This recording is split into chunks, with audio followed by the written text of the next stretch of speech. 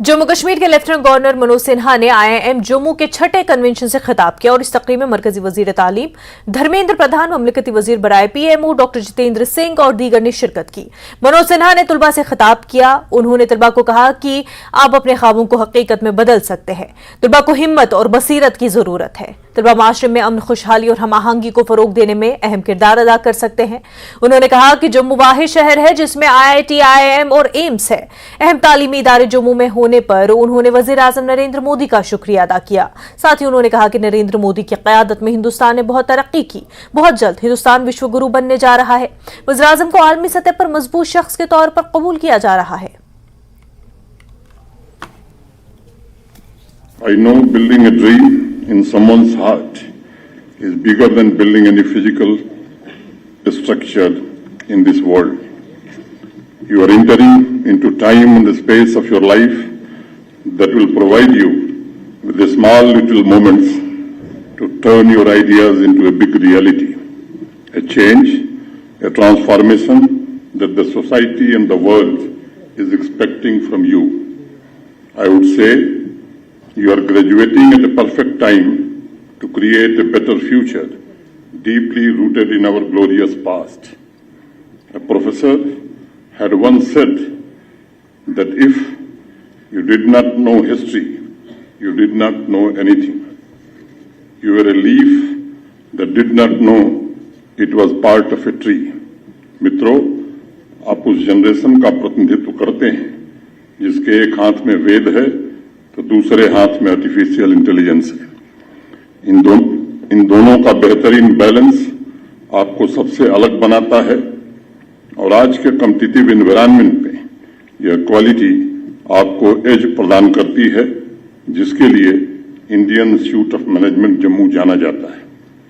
अगर मैं मार्केटिंग की भाषा में बात करूं तो ब्रांड रिकॉल वैल्यू और ब्रांड रिपोजिशनिंग का बड़ा महत्व है और IIM जम्मू की ब्रांडिंग आपकी यात्रा में आपको बड़ी सहायता करने वाली है, इसका मुझे पूरा भरोसा है।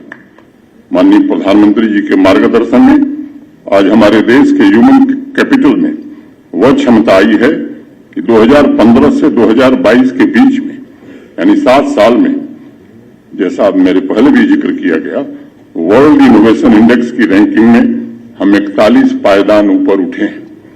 If you look at the number of startups, unicorns and number of patents, you will find quantum leap in every sector and young leaders like you will play a major role in the future to provide prosperity, peace and harmony to the society and the world. मरकजी वजीर धर्मेंद्र प्रधान ने IIM के convention से खिताब किया। उन्होंने हिंदुस्तान की तहजीब और सकाफत को पूरी दुनिया में सराहा जाता है। साथ ही उन्होंने कहा कि नई कौमी तालीमी पॉलिसी न सिर्फ हमारा मुस्तकबिल महफूज बनाएगी बल्कि हमें मुस्तकबिल के चैलेंजों को कबूल करने के लिए मजबूत बनाएगी। धर्मेंद्र प्रधान ने कहा कि आर्टिकल 370 को खत्म करने के बाद से जम्मू कश्मीर में तरक्की हो रही है। और कभी कभी मित्रों हमें सोचना चाहिए कि हम क्या सारे उदाहरण, सारे केस स्टडी, एक ग्लोबल स्टैंडर्ड हमारी एक मुहर रहती है कि भाई हमने ग्लोबल स्टैंडर्ड को कोट करना। कभी आपने सोचा है, मैं कल माता का दर्शन करने का सौभाग्य मेरे को मिला और इन दिनों में जो फाइनेंशियल ईयर 21-22 गया उसमें या 22 होगा शायद कैलेंडर ईयर में, हमको मंदिर की प्रशासक मित्र बता रहे थे 90 लाख लोग आए पहली बार। 9 मिलियन, मैं इस 9 मिलियन को अगर एक पॉइंट में 9 मिलियन टूरिस्ट आए, सिर्फ टूरिस्ट नहीं आए, जिंदगी की उलझन लेके आए, समस्या का 2-4 मिनट में बात किया, उस देवी से समाधान लेके गया और मन्नत मांग के गया, फिर आने का कमिटमेंट किया। उसको थोड़ा कभी आप एक कमर्शियल दृष्टि से देखा है, कितना बड़ा अर्थनीति है, कितना बड़ा ह्यूमन मैनेजमेंट है, कितना बड़ा पर्सनल डिप्लॉयमेंट है, कितने बड़े सिक्योरिटी अरेंजमेंट्स लगते हैं। कितने बड़े क्लीनलीनेस है उसके अंदर, सारे सीमलेसली काम करता है। मित्रों, क्या ये एक मैनेजमेंट की केस स्टडी नहीं हो सकती? 800 साल पुराने मंदिर है, उसके पहले भी हो सकता है। क्या हम इसको एक केस स्टडी बना के दुनिया के अंदर IIM जम्मू वाले प्रमोट नहीं कर सकते हैं? कोविड मैनेजमेंट में पीएमओ में बैठे हुए डॉक्टर जितेंद्र सिंह जी ने कैसे हमारी नेशनल क्राइसिस को एक हिस्सा बन के मैनेज किया। अगर मेरे IIM जम्मू के विद्यार्थी इनके साथ 6 घंटे की 6 क्लास में रहते हैं, शायद उनकी लाइफ लॉन्ग एक्सपीरियंस वो लेके जाते हैं, इनको बहुत मदद करता है। 370 देश में हमने हटाया 2019 अगस्त में, 5 अगस्त को, और लगभग ये 4 साल पूरे होंगे। उसके उपरांत कुछ दिन के बाद, कुछ शायद 6-8 महीने के बाद आदरणीय मनोज सिन्हा जी जम्मू कश्मीर पहुंचे हैं। कभी कल्पना करें, 1.5 लाख करोड़ रुपया की कैपिटल एक्सपेंडिचर ब्रिज बनाने में, रोड बनाने में, बड़े बड़े इंस्टीट्यूशन बनाने में खर्चा हो रहा है। क्या आपको उससे बड़ा कोई प्रोफेसर मिल पाएगा? NEP ने हम लोगों ने प्रोफेसर ऑफ प्रैक्टिस की कल्पना ले आया। कम से कम प्रोफेसर साहब और कामले जी, आप यहां क्लास लेते हैं कामले जी, या सिर्फ आप यहां भवन बनाने के काम पे लगते हैं? भारत की शिक्षा मंत्री के नाते मैं इन तीनों को एप्लीकेशन देके जाता हूं। कम से कम अगले सेमिस्टर में, 2 सेमिस्टर में ये लोग IIM जम्मू में, और आप इसकी ब्रांड वैल्यू जानते कितना है? LG नहीं, 370 इंप्लीमेंट करने वाला, 370 के बाद कॉन्फ्लिक्ट मैनेजमेंट करने वाला LG Manoj Sinha IIM students को पढ़ाया है। इसकी ब्रांड वैल्यू स्काई रॉकेट हो जाएगा। मोदी जैसे निर्णयकर्ता, जिसको आज विश्व लोहा मानता है, जिसकी उस कैबिनेट के एक important functionary doctor Jitendra Singh, जो एक इफेक्टिव टीचर है, by profession is a teacher. क्यों डॉक्टर साहब टीचिंग कम्युनिटी से भागना चाहते मैं नहीं जानता हूं। मैं आज फिर एप्लीकेशन देके जाता हूं। और आप सभी लोग जीवन में सफल हो, बधाई हो, बहुत बहुत धन्यवाद। जम्मू में पॉलिथीन के मुतबादल को मुतारिफ कराने के लिए मुनक्किदा तकरीब में मरकजी वजीर हरदीप पुरी भी शरीक थे। लेफ्टिनेंट गवर्नर मनोज सिन्हा के अलावा जम्मू के मेयर भी इस प्रोग्राम में मौजूद थे। DRDO ने सिंगल यूज प्लास्टिक के मसले पर काबू पाने के लिए पॉलिथीन का मुतबादल मुतारिफ किया है। LG ने इस मौके पर अपनी तकरीर में कहा कि मौसमियाती तब्दीली के असरात से बचने के लिए मुत्तहिद होकर काम करना चाहिए। उनका कहना था कि जम्मू कश्मीर में प्लास्टिक की फरोख्त और खरीदारी पर पाबंदी है, लेकिन इसे मुकम्मल तौर पर रोकने के लिए हमें अवामी ताउन की जरूरत है। हरदीप पुरी ने कहा कि PM मोदी का स्वच्छता अभियान जन आंदोलन बन चुका है और हमारा मुल्क कूड़े को ठिकाने लगाने की सलाहियत में मुसलसल इजाफा करता जा रहा है। हमारी पृथ्वी के लिए सबसे बड़ा खतरा लोगों का वह विश्वास है जिसे हम नहीं कोई और बचाएगा। यहीं से प्रश्न खड़ा होता है कि क्या ऐसा विश्वास हमारे समाज में मौजूद है? आप विचार करेंगे तो मेरी राय से सहमत होंगे कि ऐसा विचार केवल मौजूद नहीं है, बल्कि गहराई में कहीं न कहीं हमारी जेहन में बसा हुआ है।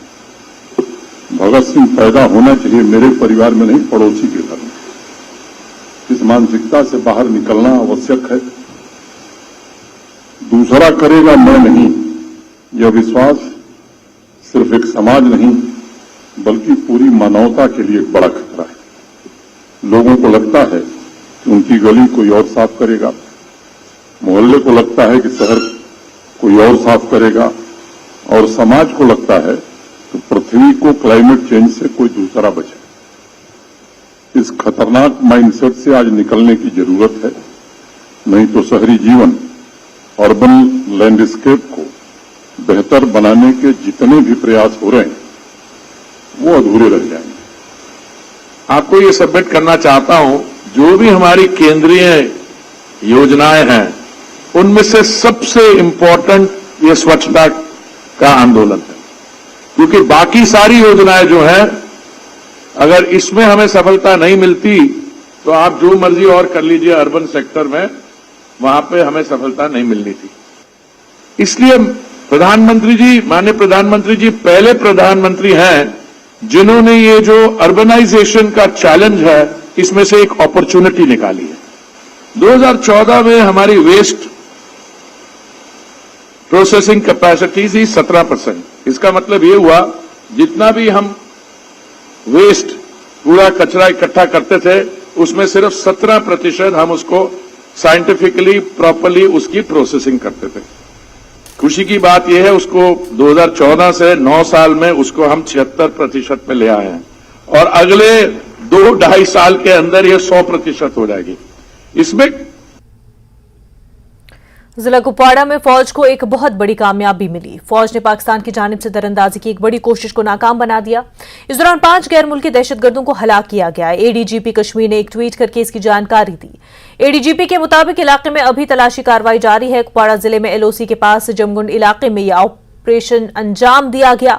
फौज के अलावा पुलिस की मुश्तरका टीमें इस ऑपरेशन का हिस्सा है। पुलिस को यह इतला मिली थी कि लाइन ऑफ कंट्रोल पर जमगुंड इलाके से दहशतगर्दों का एक ग्रुप सरहद पार करते हुए हिंदुस्तानी हदूद में दाखिल होने की कोशिश में है। इसके बाद फौज और पुलिस ने मुश्तरका कार्रवाई शुरू की और इलाके में सर्च ऑपरेशन चलाया गया। इस बीच दहशतगर्दों ने फौज और पुलिस पर फायरिंग शुरू कर दी और उसके बाद से पुलिस और फौज के जवानों ने भी जवाबी कार्रवाई की।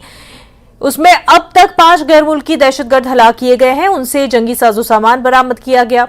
फौज ने पूरे इलाके को मुहासरे में लेकर सर्च ऑपरेशन जारी रखा।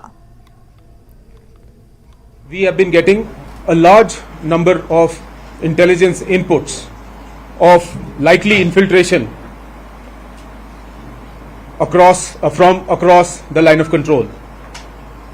On 15 June 2023, we received a highly credible intelligence input from Jammu and Kashmir Police about possible infiltration of a group of terrorists in the Jumagund area of the Keren sector.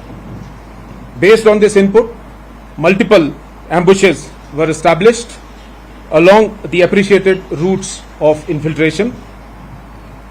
Simultaneously, the entire area astride the LC fence or the anti-infiltration obstacle system was kept under surveillance.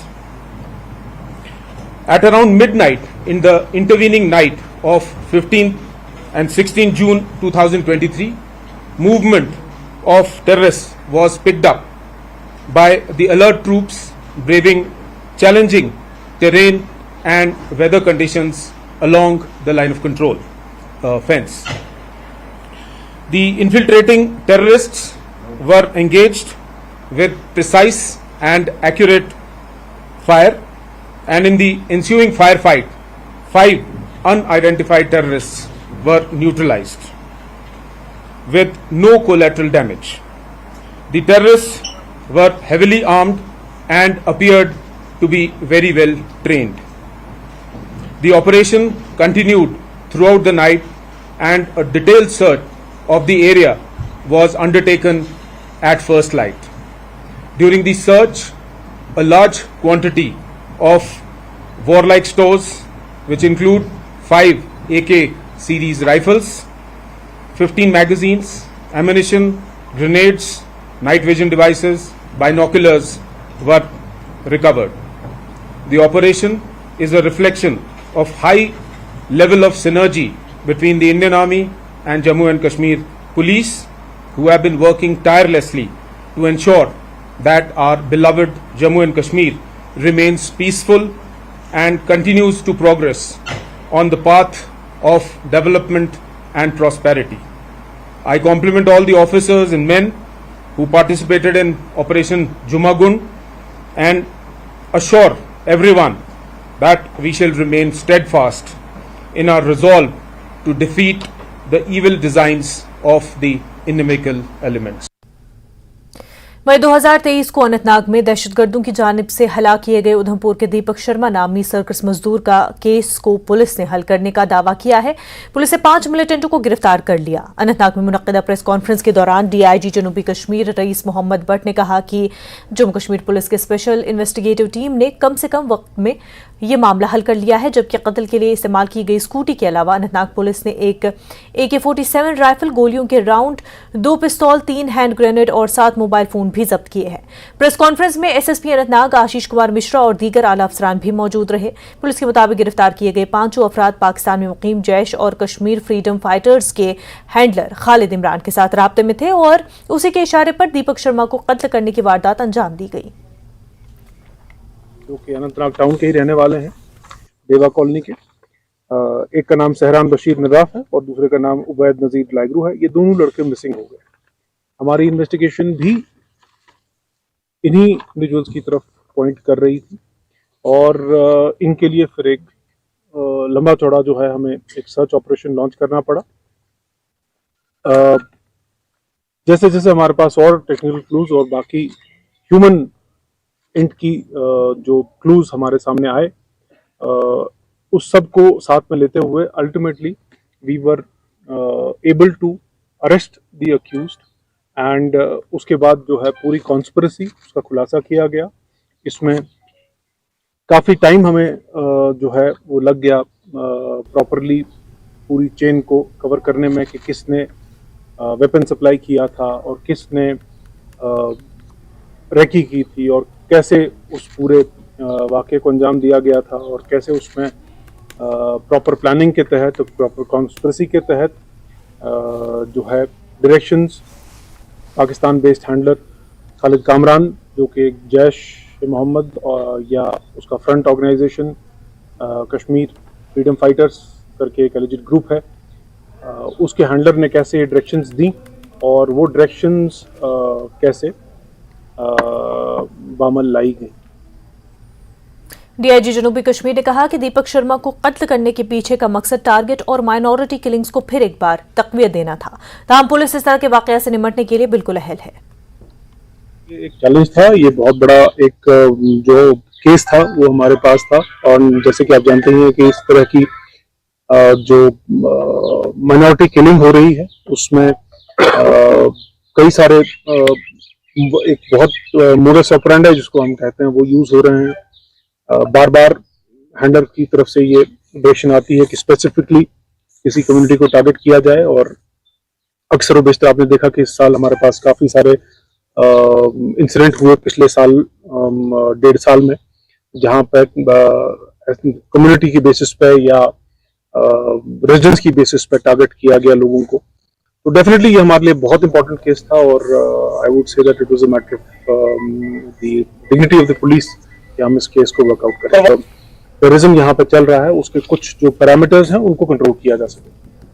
उसमें बहुत सारे parameters हम count करते हैं, but उसको break करूँ कि जैसे एक रिक्रूटमेंट इनटू टेररिस्ट रैंक्स है, उस पर काम किया गया है। उसके बाद जो ये मॉड्यूल्स हैं टेररिज्म के, इनको बस्ट किया गया है। तो ये 2-3 चीज़ें हमारी जो बिल्कुल सरफरिस्त रहती हैं कि जिन पे हम काम करते रहते हैं और अब तक मैं ये सोचता हूँ कि काफ़ी खासी कामयाबी मिली है जेके पुलिस को और बाकी फोर्सेस को इस सब चीज़ को कंट्रोल करने में, और वो जो हमारे इकदाम हैं वो जारी और सारी रहे।